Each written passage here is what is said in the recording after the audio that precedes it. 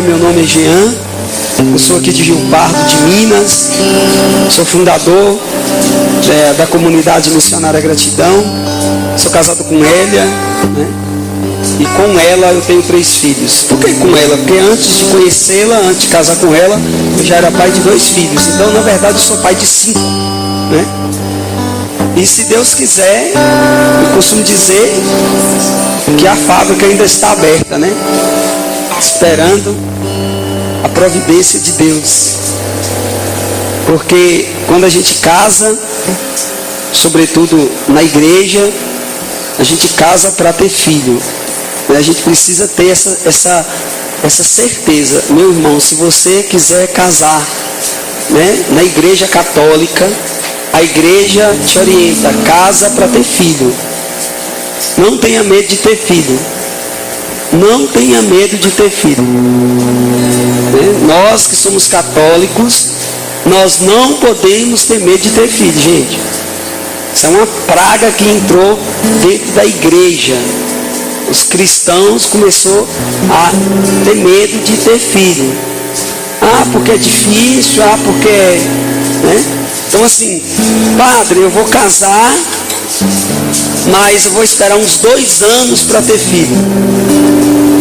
Né? Então, o padre vai te orientar assim. Então você espera 2 anos para você casar. Se eu for casar para esperar ter filho, então espera 2 anos para casar e depois você casa. Porque no casamento a finalidade é unir o esposo e a esposa, um só, e depois é ter filho. Não tem outra finalidade, né? E eu até que fui em Janaúba esses dias lá no colo de mãe lá, e eu falava sobre isso. A estratégia diabólica para os finais dos tempos foi tirar as mães de dentro de casa. As mães precisam trabalhar, precisa ter renda, precisa ajudar, e os filhos ficam de qualquer jeito. E aí os filhos de qualquer jeito, fora da autoridade da mãe, o diabo faz o que quiser, deita e rola, né? Porque a autoridade sobre os filhos, é do pai e da mãe, e de mais ninguém. E quando o pai e a mãe abrem mão dessa autoridade para poder adquirir as coisas materiais, aí o campo fica aberto. A proposta desse retiro é uma proposta assim, talvez até mais do que as outras. Quando Deus colocava no meu coração esse retiro, o retiro da Imaculada sempre é um retiro muito especial, de muito combate. É o retiro que a gente mais sofre durante o ano para poder organizar. Muitas coisas acontecem durante o mês, durante a semana do retiro, que nos outros retiros não acontece, mas no retiro da Imaculada sempre acontece um combate espiritual maior. E eu sempre reúno a comunidade e digo assim, olha, não vamos ficar recuado. Igual aquele time de futebol que entra para poder, o empate é nosso, fica só recuado, não. Nós vamos para cima, ao invés de a gente ficar recuado, a gente vai para cima. Então, na semana do retiro é a semana que a gente mais jejuma, a semana que a gente faz mais penitência, a semana que a gente mais reza, porque nós precisamos entender que é um combate espiritual. Pessoas que querem vir não conseguem, pessoas que programam vir e desistem, inventando 1000 desculpas. Tudo é uma estratégia de Satanás, porque sabe que aqui vai encontrar um alimento espiritual. Então, até isso a gente reza, Senhor, as pessoas que têm no coração para vir, as pessoas que o Senhor quer que venha, a quantidade que o Senhor quiser, mas todas que o Senhor quiser que venha, que elas cheguem aqui, que elas venham, que elas cheguem, para que elas possam ouvir aquilo que o Senhor tem para elas. Então é muito combate espiritual. E nesse retiro, eu particularmente, eu senti algo muito espiritual no sentido assim, Deus está querendo abrir os olhos espirituais de muita gente.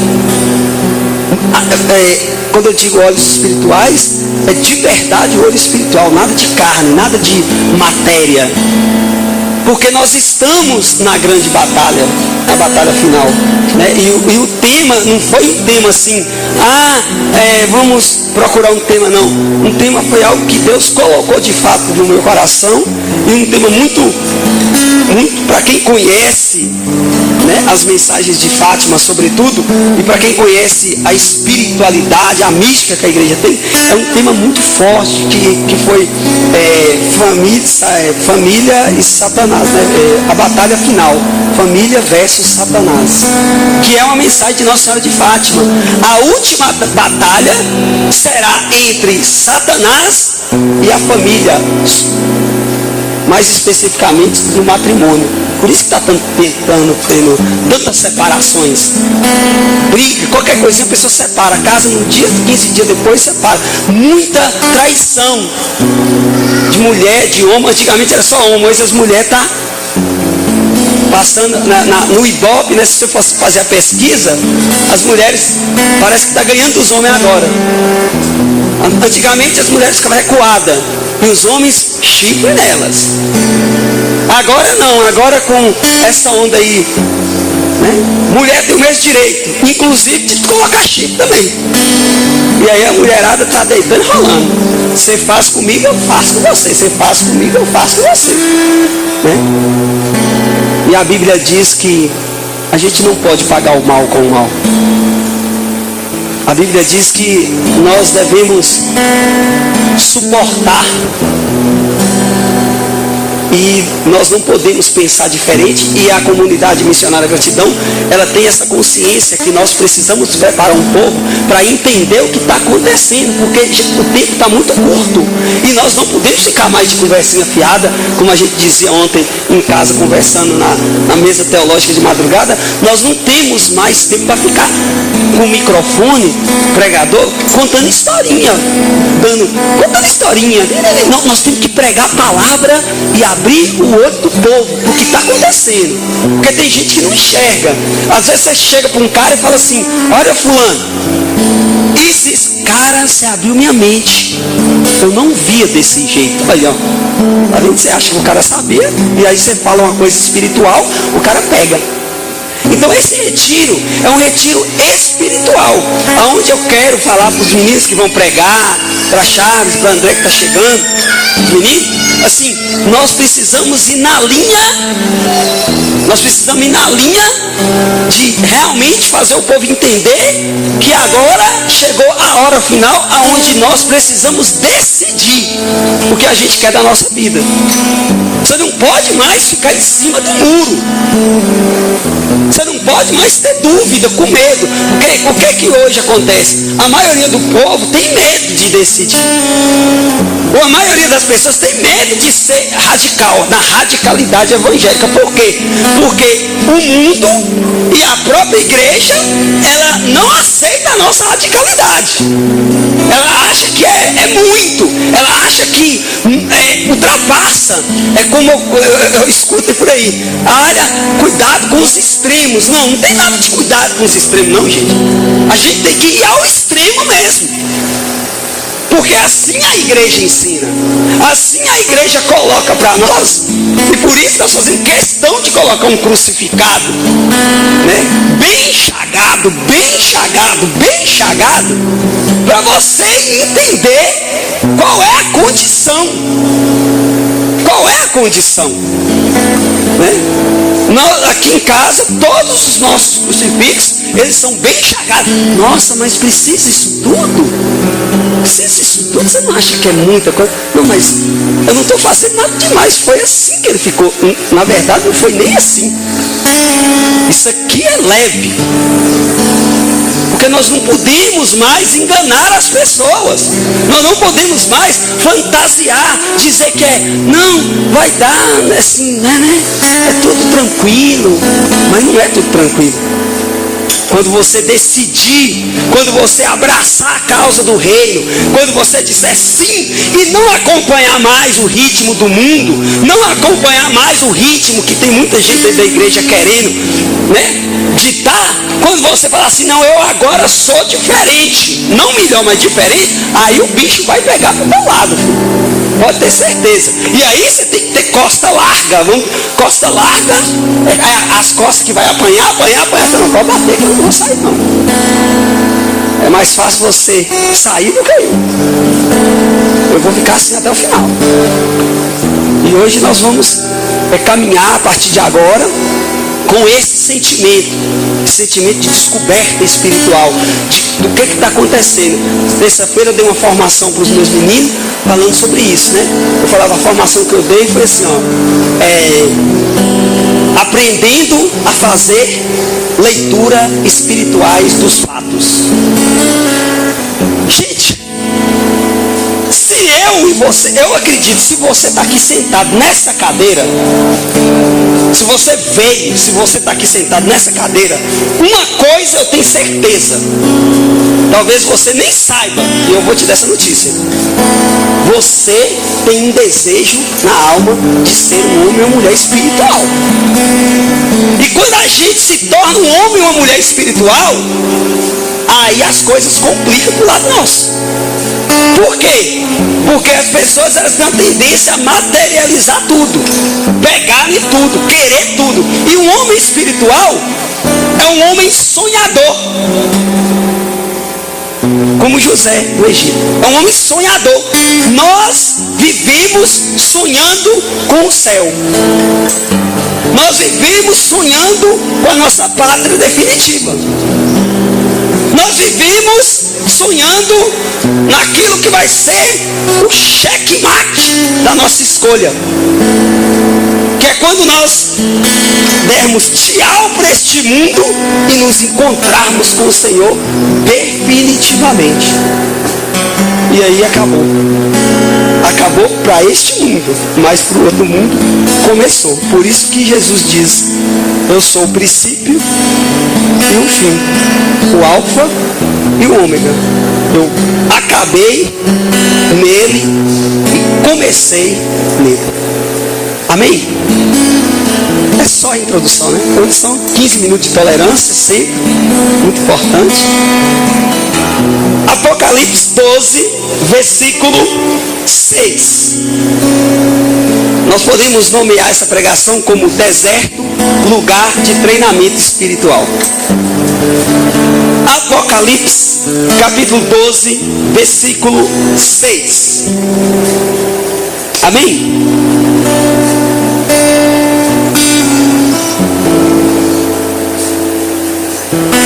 Vamos começar do 1 para a gente pôr sentido na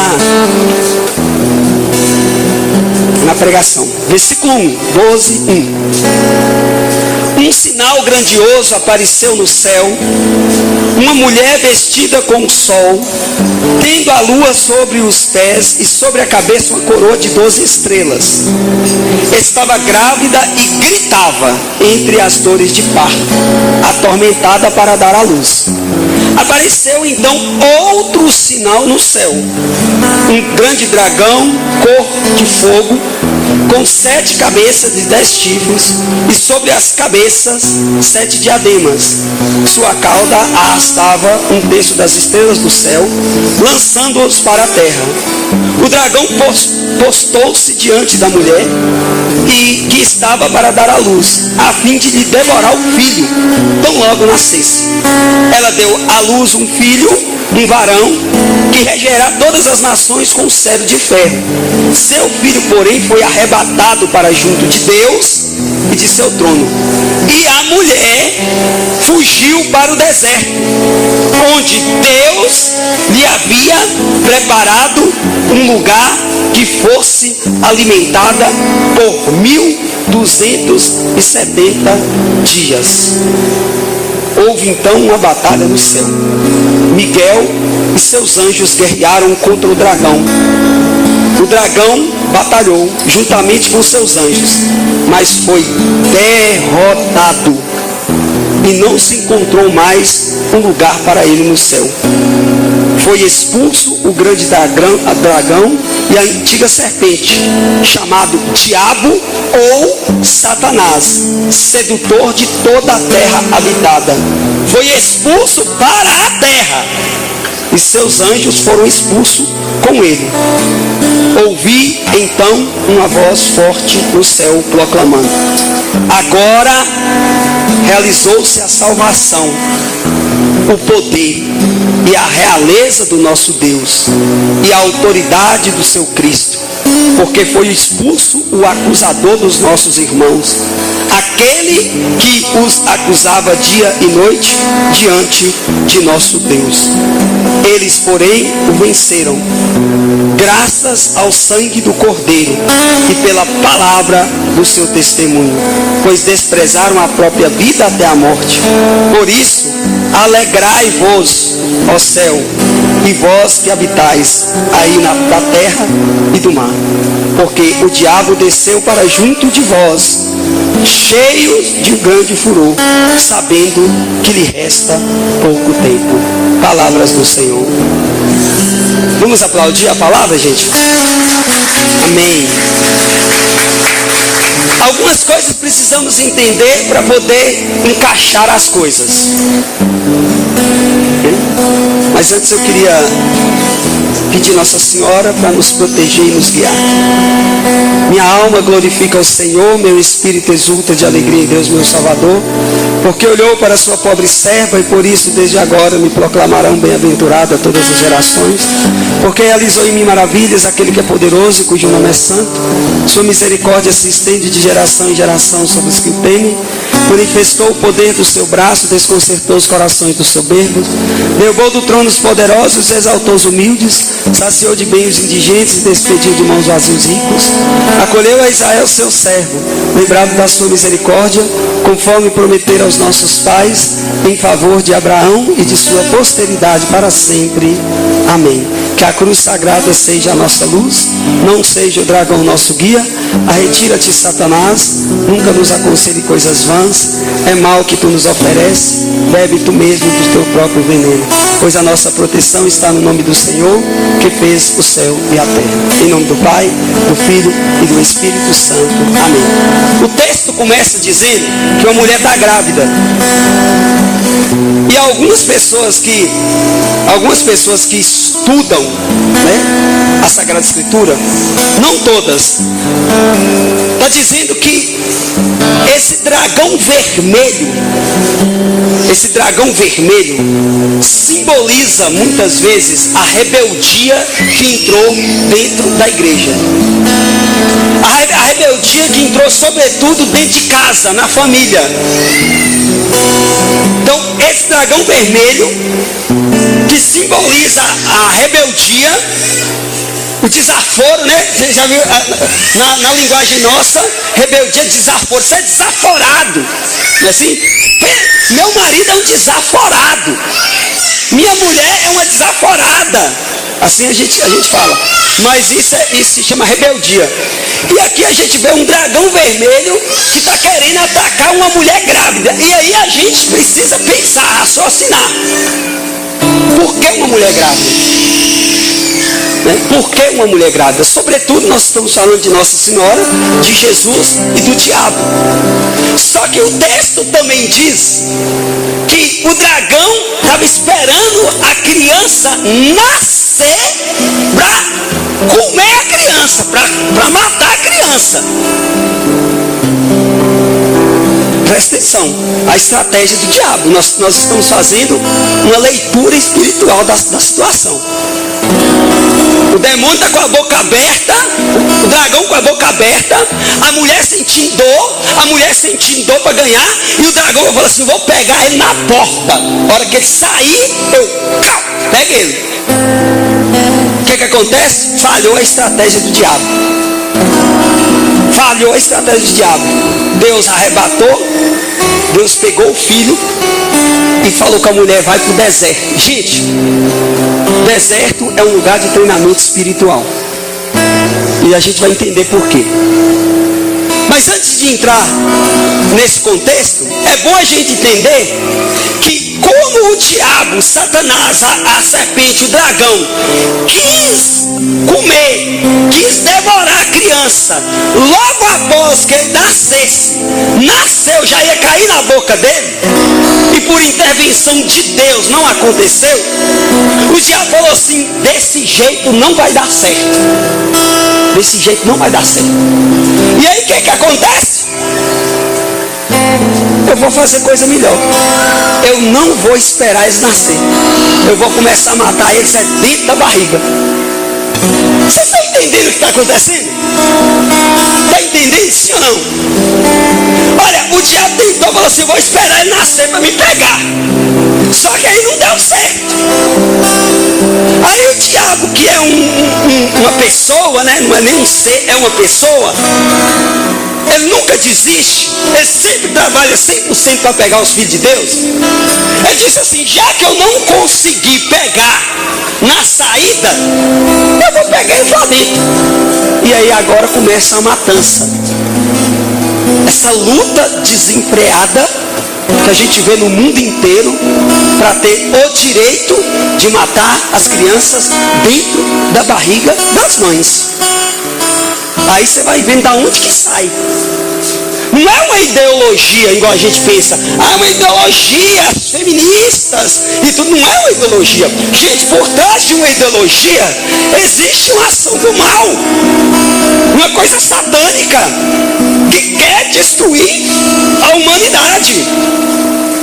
E o fim último do diabo é querer destruir a humanidade, porque o tempo dele está curto. As Sagradas Escrituras deixou bem claro aqui para nós, né? Sabendo que lhe resta pouco tempo, ele precisa trabalhar o máximo e com maior empenho para poder segurar a maior quantidade de gente possível. Porque a cada criança que se mata na barriga de uma mãe, ele perdeu uma pessoa, porque ele matou a criança dentro da barriga e a criança foi para o céu. Assim a gente entende e acredita, né? Porque é uma alma inocente. Só que ele perde uma e ganha quantas? O diabo é muito terrível. Ele te dá para depois te tomar.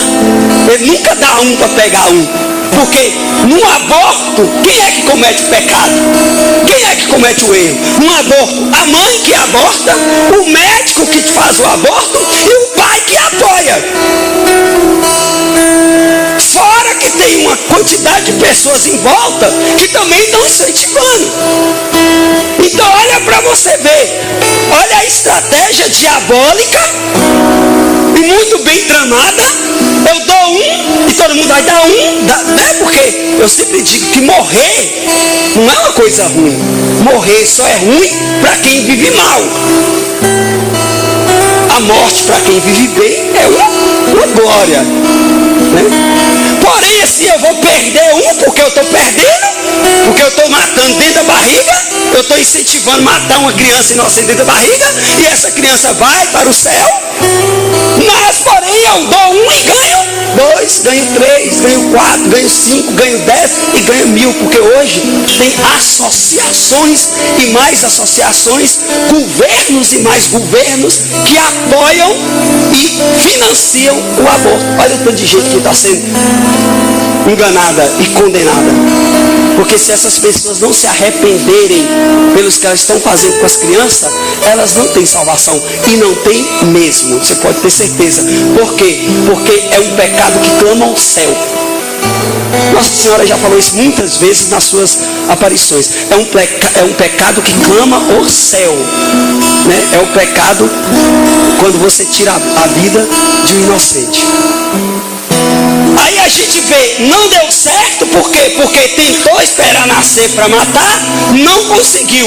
A intervenção de Deus tomou essa criança, que ela ia ser, ela tinha como missão reinar, ela tem como missão conduzir um povo, que é o próprio Jesus, e a mulher foi colocada no deserto para prepará-la para alguma coisa. Ela precisava ser preparada para alguma coisa. A palavra diz assim: Deus lhe havia preparado um lugar em que fosse alimentada. Deserto é lugar de alimento espiritual. Deserto é algo, biblicamente falando, tem todo um contexto espiritual sobre a palavra deserto e sobretudo o lugar deserto, né? Porque são três coisas que acontecem num processo de salvação e que todo mundo precisa viver. Primeira coisa, o Egito. Egito é sinal de escravidão e todos nós nascemos já escravos. Além de nascer escravo, depois de sair da escravidão, muitos ainda querem voltar para a escravidão. Saiu da escravidão pelo batismo, estou livre. Mas aí eu volto para a escravidão quando eu cometo o erro de achar que eu posso viver de qualquer jeito. Eu posso viver na liberdade porque eu sou livre e eu preciso ser feliz e a felicidade é que importa, então eu posso viver de qualquer jeito. Gente, liberdade humana é sinal de escravidão espiritual. Isso aí você pode ter certeza. Quem fala que é livre para fazer o que quer é escravo de si mesmo. É escravo da própria vontade, é escravo do próprio desejo, é um egoísta, porque não consegue dizer não para as paixões, não consegue dizer não para si mesmo. Então ela vai alimentando, porque na verdade ela não consegue se controlar. Ela é uma pessoa gulosa, né? E os monges falam muito da gula. Gula não está relacionado só à comida não, gente. Gula é tudo aquilo que você tem impulso, né? Aquele impulso para ficar fazendo e não consegue controlar. Então, a primeira parte de um processo de salvação vai ser sempre o Egito. Moisés nasceu escravo de uma lei. Egito é sinônimo de escravidão na Bíblia. Lugar onde o povo era submetido a fazer a vontade de alguém que os dominava. Eu era escravo, então se eu sou escravo, tem alguém que manda em mim. Então eu não faço mais o que eu quero. Eu faço a vontade daquele que me escravizou. E no caso nós estamos falando de uma escravidão espiritual e quem nos escraviza é o diabo. Passando do Egito, a gente vai para o deserto, para só posteriormente conseguir chegar na terra prometida.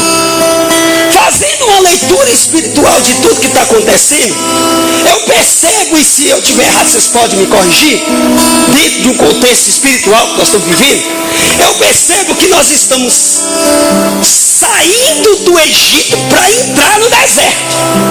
Eu estou entendendo mais ou menos o que está acontecendo na humanidade. Muitos que estavam no Egito já estão saindo do Egito, da escravidão, para se colocar no deserto, porque o deserto é um tempo de preparação espiritual para chegar aonde Deus quer que a gente chegue. Deserto é sinônimo de conversa com Deus. Deserto é sinônimo de combate espiritual. Quem lê a Bíblia sabe do que eu estou falando. Ao mesmo tempo que o deserto é uma barreira para chegar na terra prometida, o deserto é um local onde eu vou criar intimidade com Deus. Porque não tem nada no deserto. E não tendo nada, quando a gente não tem nada, o que nos resta quando a gente não tem nada? Só Deus. Quando a gente tem muita coisa, a gente cata ali, cata aqui, cata acolá, e aí a gente esquece de Deus. Quando a gente não tem nada, quem não tem nada, só tem Deus. Por isso que Deus fala que para a gente servir Ele, a gente precisa renunciar às coisas. Porque renúncia também é princípio de não ter nada. E quando eu passo a não ter nada, eu conquisto tudo. Porque tudo é só Deus que tem. O deserto é um local que recorda perigo, porque no deserto também tem muito ladrão, né? No deserto da época lá, tem muita serpente, muito animal. O deserto é muito calor à tarde e muito frio à noite, de madrugada. Então o deserto é um local onde Deus quer te colocar para você realmente se sentir uma pessoa habilitada para prosseguir. Porque se você atravessou o deserto, eu digo uma coisa, ninguém te para mais, ninguém.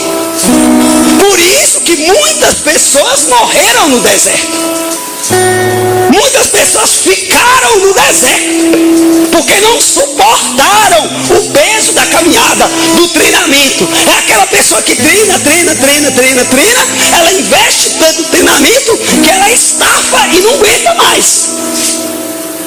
Nós precisamos entender que hoje, no contexto atual, eu não posso dizer para você com precisão, isso eu não posso afirmar, mas eu tenho certeza em te dizer que nós estamos entrando no deserto ou nós já estamos dentro dele. Por quê? Deserto é um local de solidão.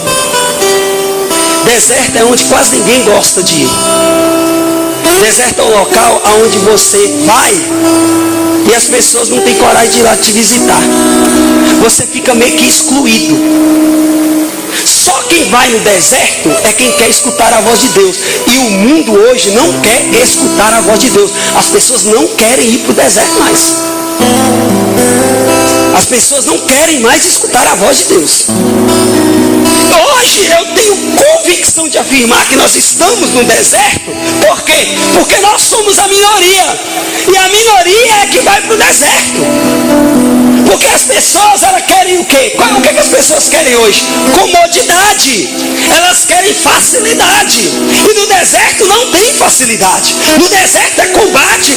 No deserto você tem que andar. No deserto você tem que dosar a força, porque você precisa atravessar. No deserto você tem que beber pouca água, porque se a água acabar é difícil de encontrar, então nem encontra. No deserto você tem que comer pouco, porque se o alimento acaba também no deserto, você não encontra alimento. Então no deserto é um local extremamente difícil de se viver. Por isso que é só passagem. Deserto não é para viver no deserto. Deserto é só para você passar. Porque você precisa desse deserto para poder dar valor naquilo que vem depois do deserto. É assim, não é? É verdade.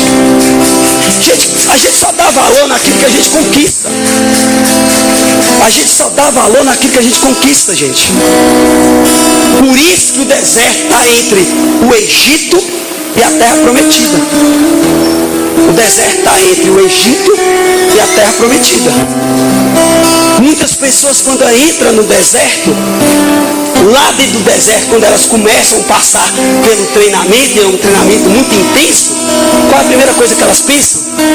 Eu vou voltar a ser escravo, é bem melhor, é mais fácil. Lá, olha, lá todo mundo ria para mim quando eu era escravo, todo mundo me abraçava, todo mundo me ajudava. Aqui no deserto o bicho pega. No deserto, se a gente não estiver concentrado, a gente fica para trás. No deserto, muitas vezes, a gente não pode nem voltar para buscar ninguém, porque se eu voltar, eu fico. É muito difícil. No deserto, a gente tem que tomar decisão.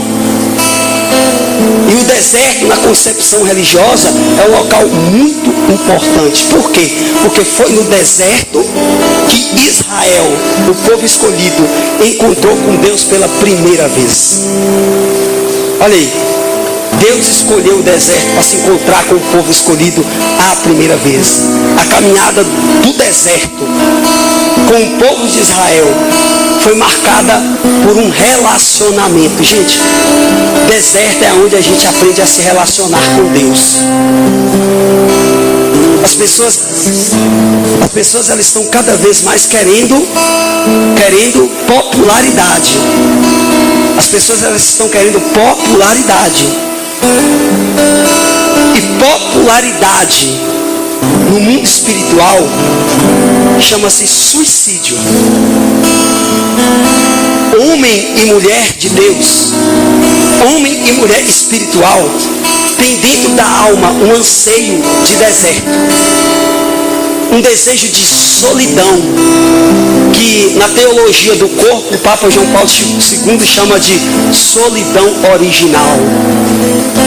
E a solidão original faz bem para o ser humano, porque é na solidão original que a gente ganha desejo de ir até Deus. Na solidão original é aonde a gente encontra anseio de encontrar com o amado.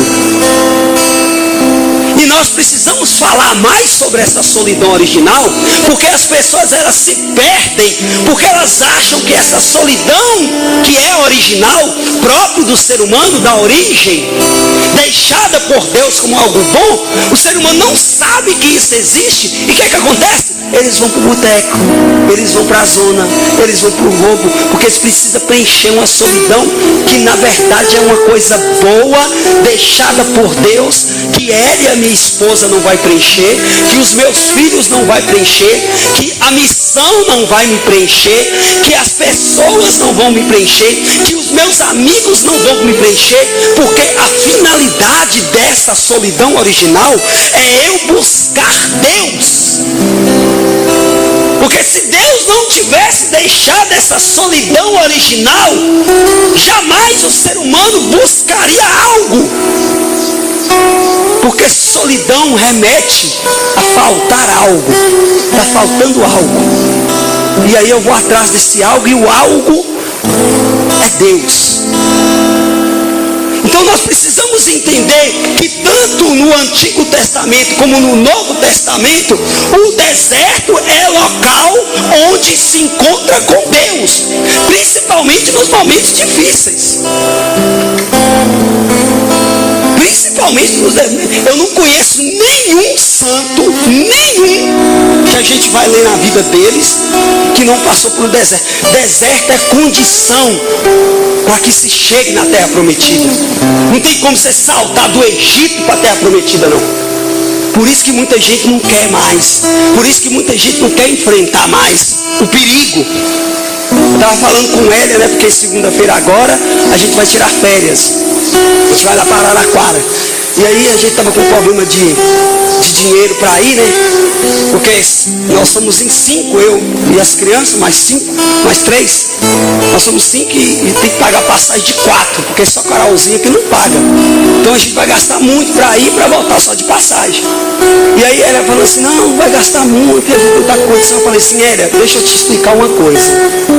Deixa eu te explicar uma coisa. Eu fico de janeiro a dezembro correndo risco de vida nas estradas. Toda vez que a gente sai de carro, a gente coloca a vida da gente em jogo pelo Evangelho. Pelo Evangelho.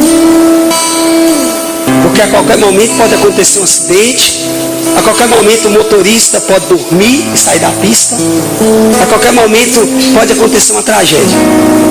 Todo o ano, se Deus, que está vendo tudo isso, eu de janeiro a dezembro colocando a minha vida em risco por amor ao Evangelho, e você que fica aqui o ano todo, não sai para nada dentro dessa fazenda, olhando 3 crianças para mim fazer isso, se ele não for capaz de providenciar esse dinheiro que nós precisamos para a gente descansar 1 semana e meia, eu vou voltar a fumar maconha. Vou. Não que Deus tenha obrigação de fazer isso, não, Charles. Deus não tem, eu não estou fazendo troca, não. Eu não estou fazendo barganha com o Evangelho, não. Mesmo porque foi depois de 7 anos que eu me convenci, e toda a comunidade me convenceu, que a gente precisa tirar férias, porque até então não tinha férias de nada. E a gente não tira férias do Evangelho, não.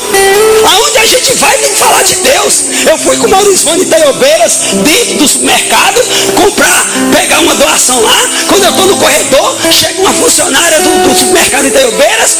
Você que Jean? Eu sou. Reza aqui para mim no supermercado. Rezei. Não rezar, no supermercado mesmo. Estou com minha cabeça pesada, rezei. Saiu do supermercado. Nós estamos em outro lugar no Itaiobeiras, assim. Nossa, você quer tirar, então reza para mim. Então ninguém tira férias de evangelho quando a gente faz as coisas por amor a Deus. Aonde você for, nós estávamos em São João del Rei, o cara parou no meio da avenida com um caminhão, porque me viu e falou assim, desceu lá, desceu o caminhão, parou o caminhão, estava viajando, não sei para onde, falou assim, cara, eu vi que era você, parei aqui para te dar um abraço. Eu nem sei de onde que é. Então não tem jeito. Mas nós precisamos, o próprio São Tomás de Aquino, na sua Suma Teológica, fala da necessidade da gente recuperar realmente o vigor físico para voltar com tudo para anunciar o Evangelho. Então não é fazer barganha, não é cobrar de Deus. Eu só estou dizendo para que as pessoas entendam que o princípio de Deus é princípio de justiça. Ele é justo. E em momento algum eu evangelizei durante o ano pensando em férias. Mesmo porque a gente não vai para o lugar que a gente quer, porque eu queria ir para Disney, sei lá, Acapulco, alguma coisa assim, sei lá. É perigoso você chegar em Acapulco lá e tem gente assim, você tira. Porque eu sempre falo com ela, não tem jeito. Mas nós precisamos entender, dentro do contexto espiritual que nós estamos vivendo, que a nossa vida hoje, até a segunda vinda gloriosa de Jesus, que é a nossa terra prometida, nós vamos caminhar nesse deserto. Nós vamos perder gente na caminhada. Gente vai voltar para o Egito.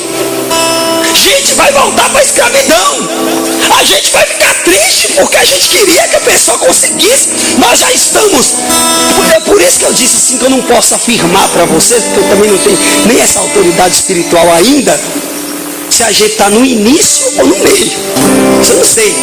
Mas eu já sei que a gente já entrou nele, pelo que nós estamos vivendo espiritualmente.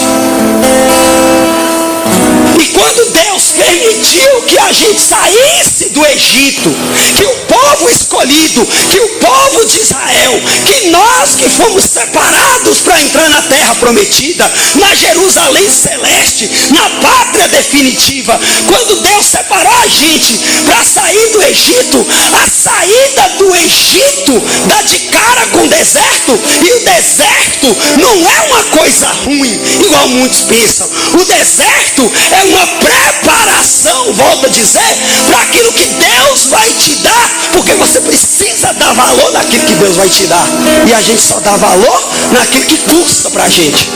Custou chegar aqui, custou chegar nessas terras, custou chegar aonde que eu cheguei com o meu ministério, custou chegar aonde a gente tem chegado, custou, e por isso a gente dá valor. Foi no deserto também que o próprio Israel, depois de começar um relacionamento com Deus, foi colocado à prova. Gente, deserto é um local de prova. Quem está fazendo faculdade, quem está fazendo Enem, sabe o grau de dificuldade que são as provas. Se você não gasta tempo, se você não para um pouco para analisar como que você vai fazer para poder passar na prova, jamais você vai passar. Você nunca vai passar numa prova tendo uma vida normal, tendo uma vida social. Se você não se abster, se você não renunciar a alguma coisa para estudar, se você não parar para poder se dedicar, jamais você vai passar na prova. Porque eu repito, Deus é princípio de justiça. Foi no deserto, na 1 Reis 19, 18, que Elias se encontrou com Deus. E nesse encontro entre Elias e Deus, aconteceu algo que eu chamo de talvez o mais extraordinário. Foi nesse encontro de Elias com Deus que Deus conversou com Elias, dizendo qual seria a missão dele aqui na terra.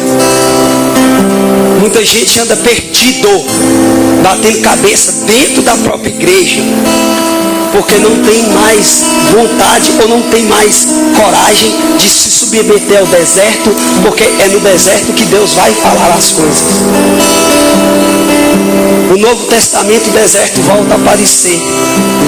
Lá em Atos dos Apóstolos, capítulo 7, 36 e no versículo 13, 18.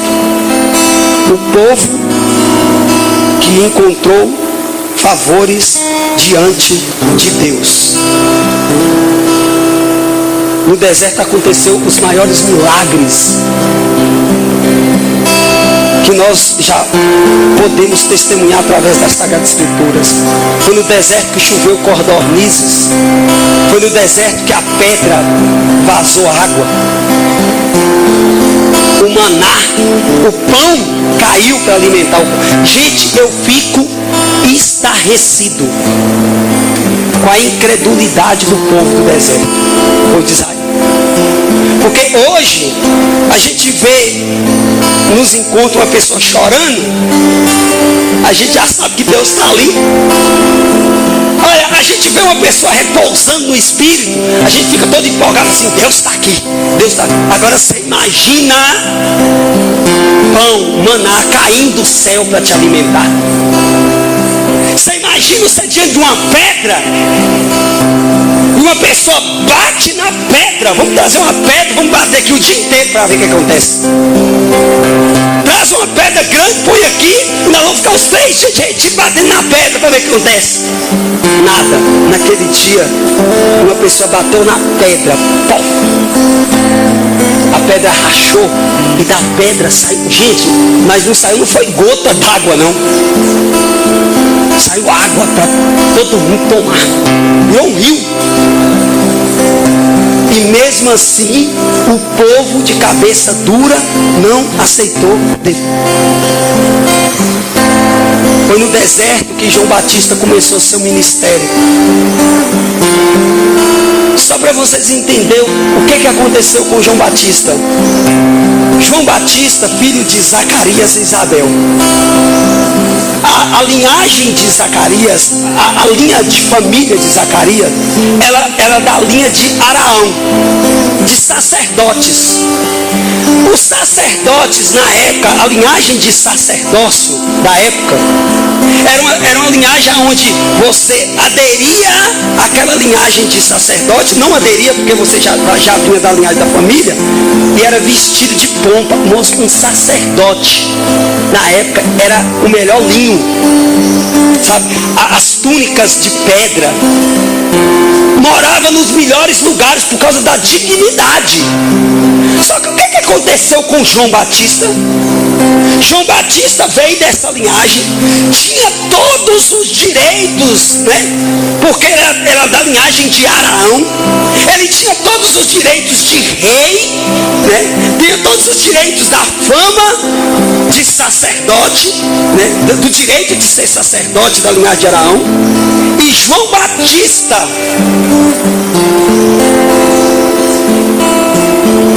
parece muito com nós nesse requisito, né? O pastor falou assim: não, eu não quero nada disso, eu quero outra coisa para mim. Sua mãe e seu pai te criou para ser doutor médico, psicólogo, criou você para ser alguém na vida. E a linhagem sua, seu pai é médico, sua mãe é psicóloga, seu irmão é dentista, todo mundo de curso superior. E aí nasce você, João Batista. E aí todo mundo empolgado, já escolhendo a profissão de curso superior. E quando você chega a uma certa idade, você fala assim: eu não quero esta vida para mim. Como assim? Você tem direito, nós temos dinheiro para te formar na melhor faculdade. Você tem todos os direitos, porque a nossa linhagem é linhagem de dentista, é linhagem de advogado, é linhagem de médico. Como assim? Ele falou assim: não, eu quero ser missionário. Eu quero ser missionário. Mas como assim? Gente, houve, a Bíblia não relata, porque também a Bíblia não é para contar história. Houve uma revolta, gente. Houve uma revolta, Cássio, porque João Batista estava negando um direito que é dele. É aquilo que Padre Edson fala para nós. Fala: filhos, Você tem direito. Padre Edson, você tem direito de ter férias, é um direito seu. Você tem direito de comer bem. Você tem direito de vestir bem. E o padre diz assim: mas nós, como cristãos, nós precisamos abrir mão do direito para que as pessoas possam acreditar que Jesus Cristo é o Senhor da nossa vida. Porque jamais alguém vai acreditar que Jesus é o Senhor da tua vida, sendo que você é uma pessoa que só pensa nesta terra, só pensa em benefício próprio. Jamais. Pelo menos dentro da proposta evangélica. Houve uma revolta, assim como existe uma revolta quando a gente faz uma opção pela vida missionária. Porque você está deixando todos os direitos que você adquiriu desde seu avô, bisavô, pai e mãe. Quero viver no deserto, meu filho, mas nós temos aqui tudo para você. Mas eu quero ir para o deserto, mãe. Mas no deserto você vai sofrer, meu filho. Mas eu quero ir para lá. Meu filho, mas no deserto você vai passar fome. Mas eu quero ir para lá, mãe. Mas meu filho, que loucura é essa? Não, porque Deus está me chamando do deserto.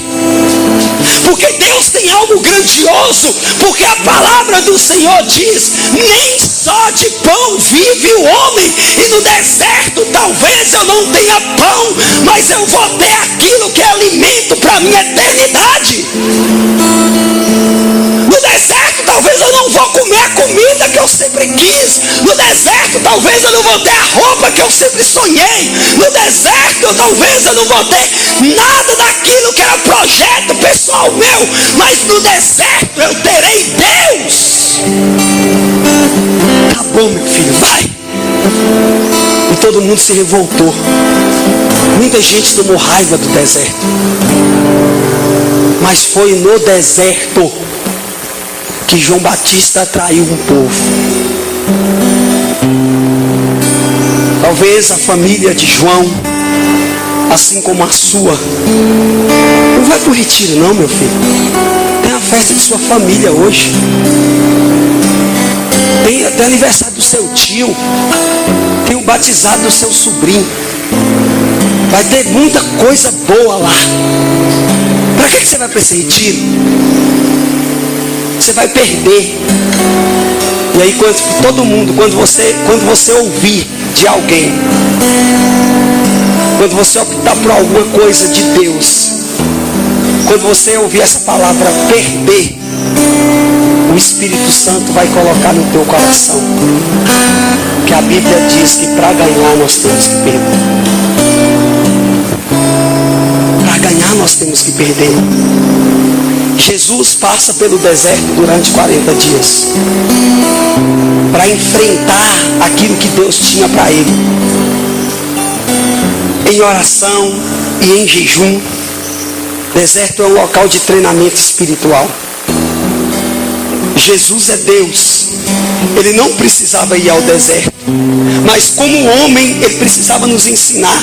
Como ser humano, ele precisava nos ensinar que o deserto é o local necessário para qualquer ser humano que quer ganhar uma batalha espiritual. Como ser humano, Jesus estava mostrando para nós que o deserto é fundamental para a gente vencer Satanás. Foi no deserto que Jesus passou fome. Ficou com fome. Foi no deserto que o diabo tentou Jesus de várias maneiras para tentar seduzir. Mas foi no deserto que Jesus encontrou como ser humano, porque não precisava encontrar nada nele mesmo. Como ser humano, foi no deserto que Jesus se encontrou com o Pai dele, Deus. E foi no deserto que Deus foi orientando Jesus. Olha, filho, vai acontecer isso com você. Vai acontecer isso. Você vai passar por isso. Mas eu quero te dizer, não desista, porque este é o caminho que eu trilhei para você. deserto volta a aparecer em Gálatas capítulo 17. Porque São Paulo, depois da sua convenção, passou um tempo, a Bíblia não narra, mas passou um tempo na Arábia. E esse tempo foi constituído como um deserto para São Paulo. É no silêncio e no sossego que a alma piedosa progride e penetra os segredos das Sagradas Escrituras. Sossego e silêncio é só no deserto. O deserto não tem som de carro ligado. O deserto não tem energia para você ligar celular. O deserto não tem rede social. No deserto não tem televisão. No deserto não tem nada para você se envolver a não ser com Deus. E é no deserto que a gente vai progredindo nos ensinamentos das Sagradas Escrituras, porque o que nos restou foi só Deus.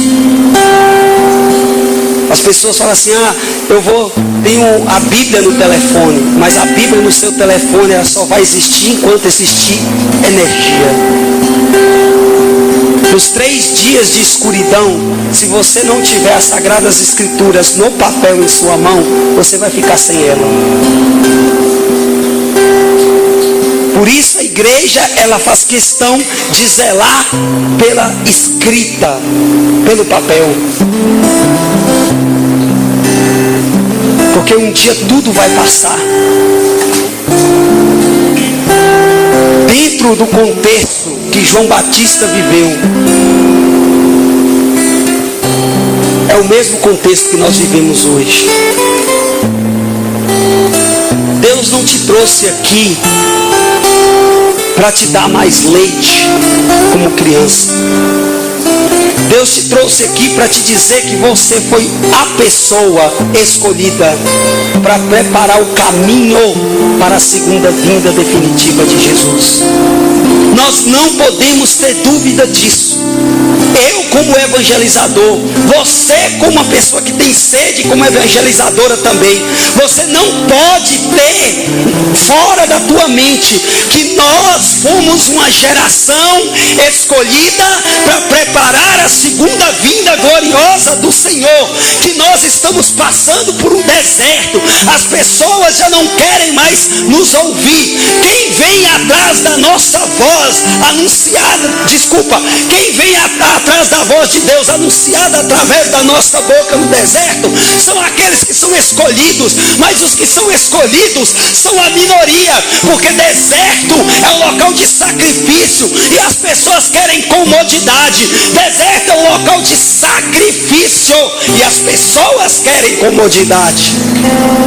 Ninguém vem atrás da voz do Senhor no deserto se não for uma pessoa separada por Deus para viver isso. Ao batizar Jesus no Rio Jordão, João removeu o sacerdócio terreno de Araão, também de Jesus Cristo. E Jesus Cristo, que tinha todos os direitos, porque Jesus Cristo era primo de João. Quando João batizou ele, removeu este direito terreno, esse direito que tinha de ritual. E Jesus passa a ser o sacerdote por excelência, segundo a lei do rei Melquisedeque. Um sacerdote de oferenda e não de oferecimento. Gente, quem entende o sacerdócio de Jesus vai conseguir entender o nosso sacerdócio, porque quando nós somos batizados, você também se torna um sacerdote comum, separado para viver as funções de um sacerdote. O catecismo ensina que nós temos um munus é função, nós temos a função de um sacerdote. Pouca pessoa sabe que no Antigo Testamento o sacerdote só oferecia. Era somente o sacerdote que tinha essa autoridade de ofertar a vítima a Deus. Isso no Antigo Testamento. Quando João Batista batizou Jesus, removeu todo o rito humano terreno do sacerdócio de Jesus, e já não existe mais o sacerdote que oferece a oferenda. Agora o sacerdote é o próprio oferecido. Olha, o sacerdote é o próprio oferecido. E por isso em todas as missas, ao invés de Jesus trazer o cordeiro para ser imolado, é ele próprio que é imolado. Olha, em toda missa, ao invés de a gente levar a oferenda junto com Jesus, nós também somos oferecidos. E a cada morte dentro da missa é cada ressurreição após a missa. É um homem velho que morre na missa todos os dias, para que um homem novo nasça depois na missa todos os dias. Dentro da missa se morre, dentro da missa se ressuscita. Dentro da missa se morre, dentro da missa se ressuscita. A missa não acaba com a morte de Jesus. A missa é verdadeiramente um memorial da paixão, morte e ressurreição de Jesus Cristo. João preferiu o deserto. Jesus foi levado pelo Espírito Santo ao deserto.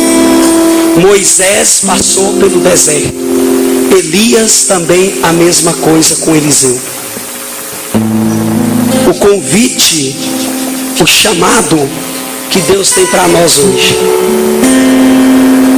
é que nós não murmuremos mais com a situação que nós estamos, porque o deserto é um sinal que nós estamos no caminho certo. No deserto vai haver abatimento, mas no deserto a gente encontra consolação. Ouça, meu irmão, ouça o chamado de Deus. Não se comprometa com aquilo que é terreno. Não se comprometa com aquilo que é aparência. Não se comprometa com glórias religiosas. Não se comprometa com práticas. Não se comprometa com práticas. Se comprometa, você que é cantor, você que é pregador, você que é ministro de cura, se comprometa em buscar a glória de Deus. Se comprometa em querer a glória de Deus.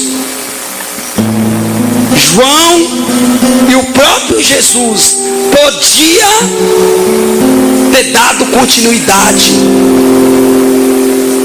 à linhagem de sua família, mas eles preferiram a glória eterna do que a glória humana. A glória humana é passageira. A glória humana tem um tempo determinado. A glória de Deus é para sempre. A glória de Deus é para a eternidade. Aonde você está dividido? Qual é a escolha que você vai fazer? Dentro do contexto espiritual que nós estamos vivendo, de uma batalha definitiva. Você precisa assumir o seu papel.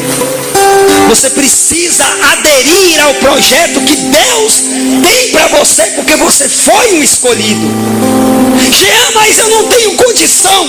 Eu não tenho nada a ver com isso. Jean, mas eu sou fraco. Eu não tenho nada a ver com isso. Jean, mas eu acho que eu não vou conseguir. Eu não tenho nada a ver com isso.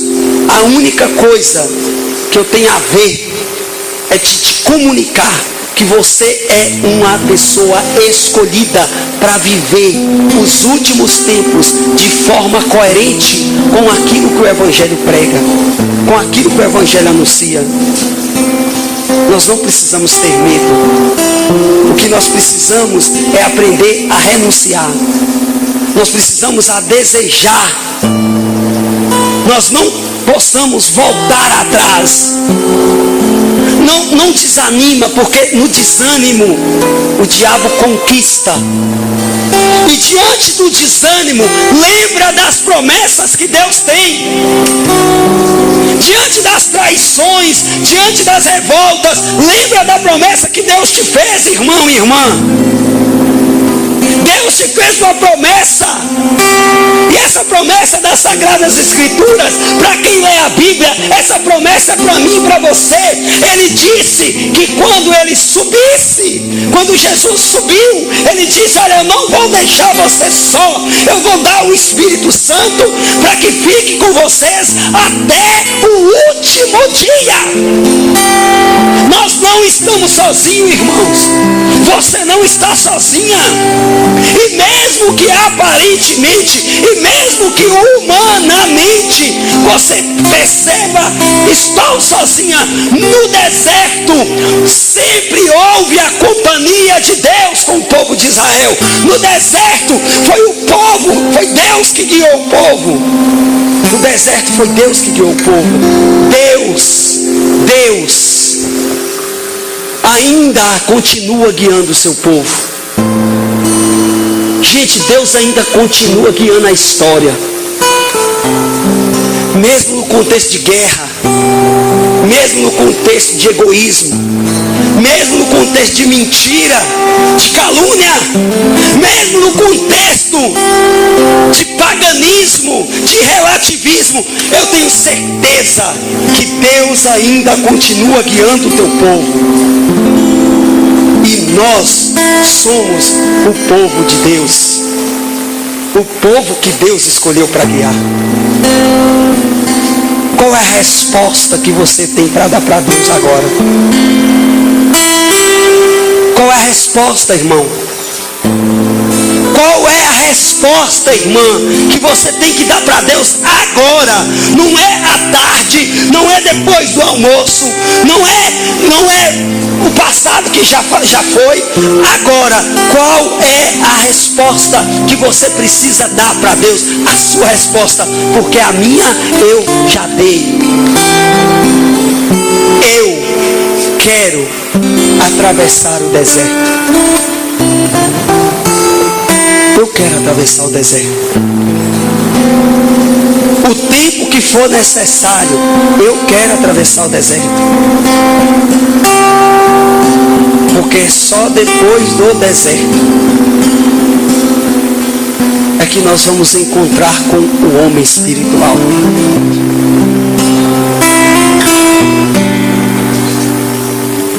No deserto acontece a passagem do homem carnal para o homem espiritual. No deserto, à medida que você caminha, o homem carnal vai ficando para trás. Deserto é sinônimo de homem carnal, aonde as vontades vão ficando.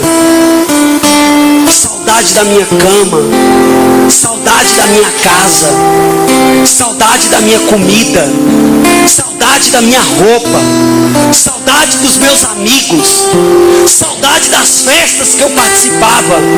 E você vai caminhando no deserto, e o homem carnal, o homem terreno, vai ficando no deserto. Mas quando você consegue atravessar o deserto, e quando você olha para trás, você vai se sentir leve. Porque todo o homem e a mulher carnal ficou no deserto. E agora, em Canaã, na terra prometida, vai viver somente os homens e as mulheres espirituais. Canta forte. Oh,